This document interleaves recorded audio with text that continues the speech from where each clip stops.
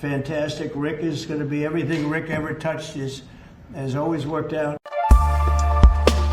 Hey everyone, it's Rick, former investment banker, buy-side analyst and prop trader with 25 years in the game. Today I'm combining positioning, sentiment, and technicals to hunt for asymmetric trade setups. Welcome to Offsides Macro.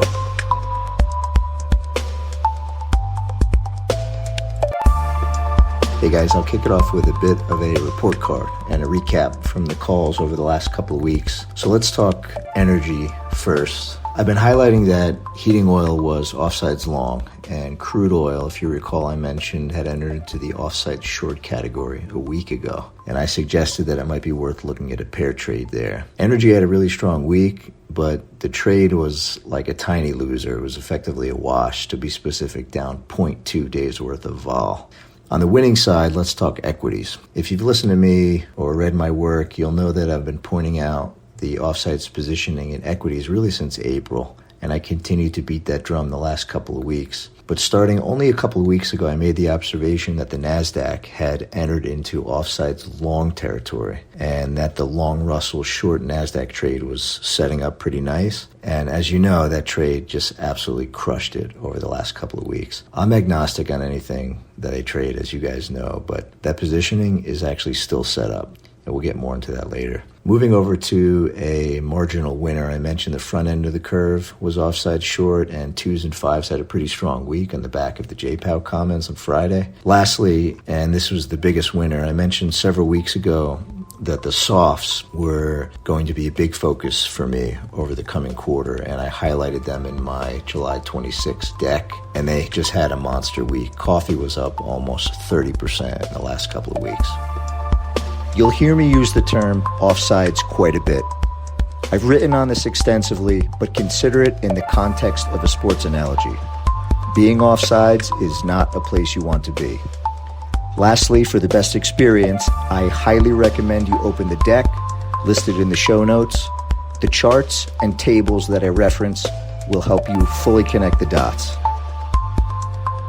So let's start off with the equities like I normally do. Big picture observation here is that positioning tells us that the trend actually can continue, and the long Russell short NASDAQ trade, believe it or not, on positioning still stands. The front end of the curve still remains pretty shorted, but it's officially exited offside short. It's in the lower quartile right now, but maybe that move can continue on the back of Friday's strong move on the JPOW comments. FX overall is sort of drifting nowhere. The euro is still up there, but there are a few currencies that stand out to me. There's 2 on the long side, 1 on the short side that we'll get to lower in the deck. The metals are also sort of nowhere. Copper and palladium are 2 areas if you want to attack on the short side. They're not quite in offsides territory, but they're both in the upper quartile. Now let's jump back into energy for a moment. WTI has now spent 2 weeks in offside short territory, and the inverse remains true in heating oil, and we'll get to those charts lower in the deck. Lastly, on the softs, the group just remains a focus for me, especially now in sugar and cocoa. For the record, the coffee positioning tells me that this could actually continue to go higher, but it's really hard to do anything here unless you're a trend follower, and I'll highlight that group when we get lower in the deck. Scroll with me to the highlighted market section, where I typically start off with the equities, and as I mentioned earlier, you can see with the exception of the NASDAQ, the positioning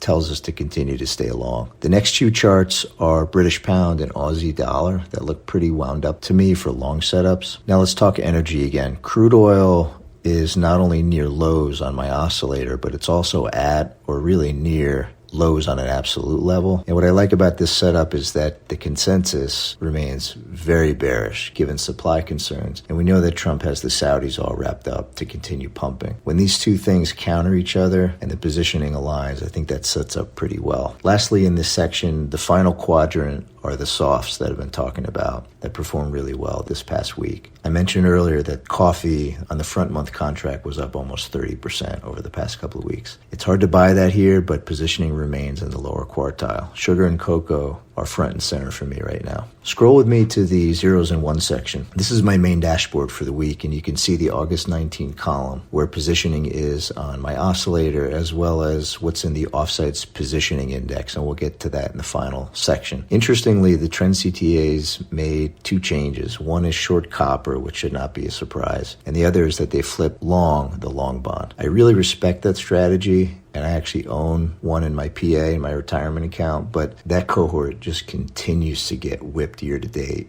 The SocGen Trend Index is down roughly 7%. Scroll with me to the final section, which highlights the Offsides Positioning Index that I've created. You can click on the letters OPI, and that'll take you to a primer that I did on this. But you can see that the OPI has absolutely roared back to near all-time highs. It's just been in all the right stuff. Long equities, long the front end of the curve. It's been trading select grains, and it's been long the softs, including coffee. Anecdotally, I'll just point out that sitting through the drawdown of that and having these creeping doubts about whether positioning works as a factor or not wasn't fun. But this was a good lesson in just sticking to your plan and understanding this concept of windows. I did a podcast on May 3rd that I think you should check out. It's only a 2-minute clip in the very beginning of it, but I talk about that concept. But really, the overall summary is that you just have to come to the realization that your system or your process will just endure these windows of working, treading water, and not working.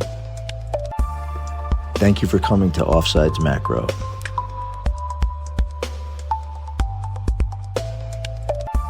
The views expressed are my own and do not represent the views of any employer or affiliated institution. Nothing discussed should be considered financial advice. This content is for informational, educational, and entertainment purposes only.